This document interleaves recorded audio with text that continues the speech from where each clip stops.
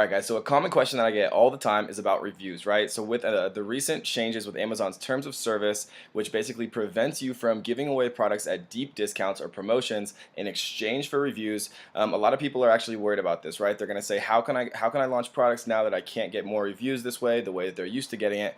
But in my opinion, I would actually argue that it actually makes the playing field a bit more level for smaller sellers when they're competing against companies who have huge budgets to give away hundreds or thousands of units to get the organic #1 spots in the search results, right? And so there's a couple of things that I want to talk about today that we use to kind of make things easier as far as getting reviews, right? And so the easiest way to do this definitely is by using an email follow-up service. The one that I recommend is in the link, right? So it's in your resources section. Go ahead and go to that. Use it if you want. It's the one I recommend. It definitely has the best bang for your buck. It has the highest feature set for the lowest monthly price with the highest number of emails to send out. And I've done a lot of research, right? A lot of people talk about Feedback Genius. It's probably the second best, a little bit more expensive, but you can input GIFs into your emails and a few things that Zonmaster hasn't quite gotten up to date yet. But Phil Smythe is one of my personal friends. I'm not incentivized to do this, but he is super responsive about adding features, and he's personally added features for a couple people in some of my Facebook groups. So he's a really good guy, and if there are things that need to be added, he will do it, right? And so it's best price. It's the one I recommend, but Feedback Genius is also one of the top choices, right? And so there's a couple things that are worth talking about as far as what you want to include in your email templates.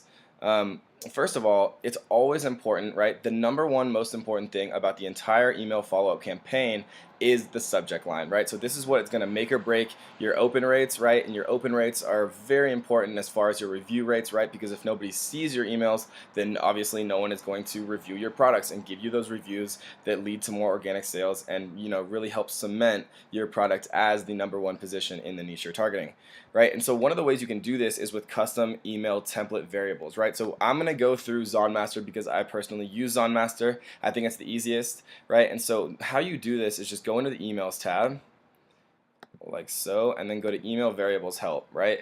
And so then these email variables can be used anywhere in the subject line or the content area of your emails. And so I always recommend to use the buyer first name in your subject line, right? And so you can start off with buyer, right, buyer first name. So when you input this into your subject line, it would read out, for me personally, it would read Kevin, right, and then just a hyphen. And then you want to use kind of clickbaity titles that get them curious, get them kind of thinking about what might be inside this email. Maybe there's a discount code, maybe there's a surprise, and using them by their first name really gets people's attention because everyone loves their first name. One of the most important things to do is use the data that other people have proven works, right? And so I did a lot of data and digging to see what subject lines had the highest open rates, had the highest percentage of conversions for whatever the campaign was specifically for, right? In our case, it would always be the point of our campaign is to get as many reviews as we can, specifically product reviews, right? Because a lot of sellers actually leave seller feedback thinking it's product reviews, which doesn't do as much good for you, right? Because it's the product reviews that help you get more sales. And we're going to talk about how to prevent that confusion later, and a really cool way to kind of get yourself more reviews based on those seller reviews, converting those seller reviews into product reviews. So let's take a look at some of these. And after a lot of digging, after a lot of kind of researching the subject from articles from scholars and from really popular, very successful internet marketers, these are some of the subject lines that I've found really increase my open rate to 60 or so, and even higher than 60%, right? Which is incredible. If you can get towards 60%, anything above 50 is very well done, right? People are very busy in their lives, and so if you can get above a 50% open rate, then you're doing good. So let's take a look at these. Surprise inside, right? You want to incite that curiosity in them. They want to know what's in there, right? And so they click it. Are you happy, right? So maybe they're having an issue with their own life, and like they're wondering what this could possibly relate to, right? Are you happy with an actual name, right? I like to include the name, like I said, in every single one because people like to see it. Right, and then so they're curious what you mean. Are they happy? And then they open your email and and then they see, are you happy with your order, right? And so they're kind of relieved. They're hoping that it isn't something more serious or something like that. And really the key, guys, is just to get them to open the email. So seasonal subjects, right? If you want to be really on your game, you can update your subjects and your follow-up email bodies by season, by holiday, whatever you're specifically targeting. And you can make it, the more specific, the better, right? Because people are really, really tuned in nowadays towards spam. So the more specific you can be about the time or the date or their name, it's the better, right? And so another cool custom variable is the product nick, right? So one of the problems with a lot of email campaigns is your product names are so long, right? Because you're trying to stuff so many keywords into your product names that you don't want it to like have, a 200 character product name in your email. You want to have it short and sweet and to the point. And Zonmaster makes it very easy to do this. So you just go into items. You come down to your ASIN in question, and then you go to nickname, click it, and then just go ahead and change it right here, right?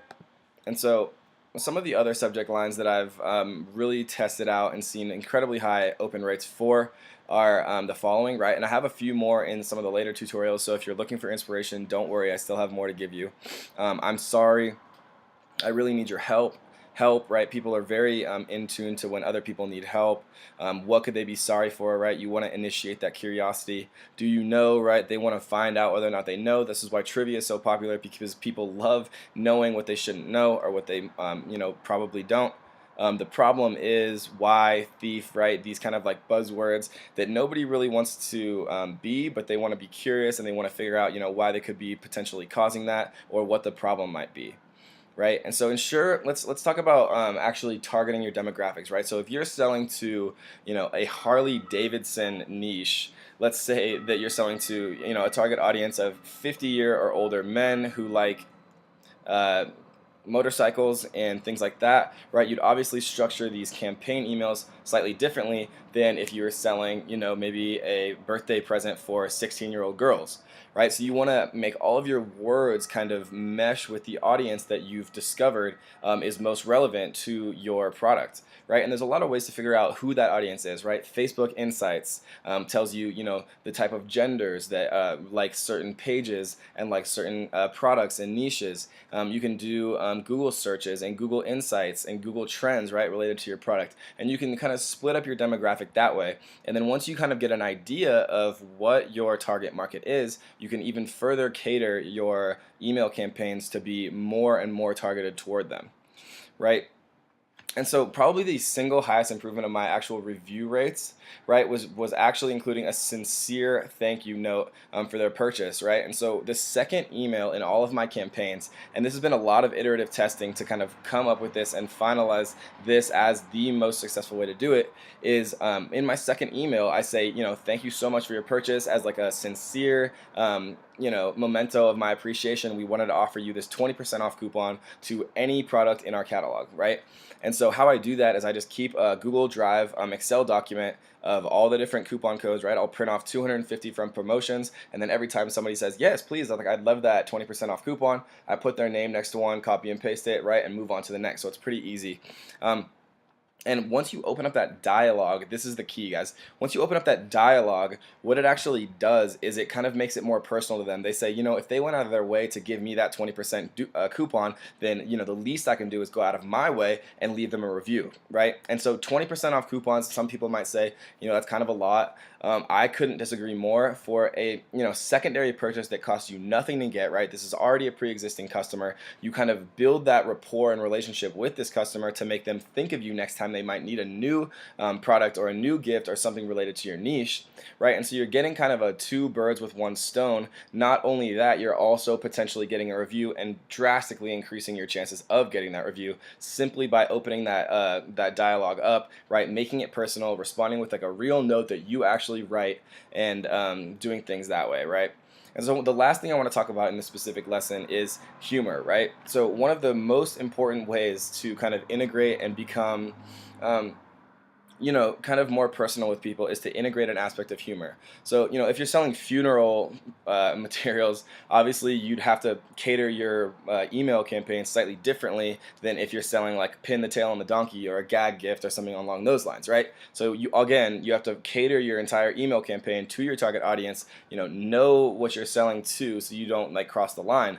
But in all of my email campaigns, I include an aspect of humor, and we're gonna go through that later in the final email, which is kind of the request, right? We'll talk about timelines of when you send the emails best, to increase your open rates, and more importantly to increase your review rates. And then the last point, guys, is just be creative, right? So I've tested everything, and so I'm going to give you all of the results of all my different testing, and you can kind of skip all those months and all that iteration and all that pain and suffering that I went through, right? And so I've tested everything. Like I've tested footers that say sent from my iPhone to kind of make it appear and give the illusion that I'm actually responding to each one of these orders personally from my iPhone, right? And so be creative, don't be afraid to try things, and then just use the data that you get from ZonMaster to kind of tell you, what you should do, how you should iterate, and how you should move forward.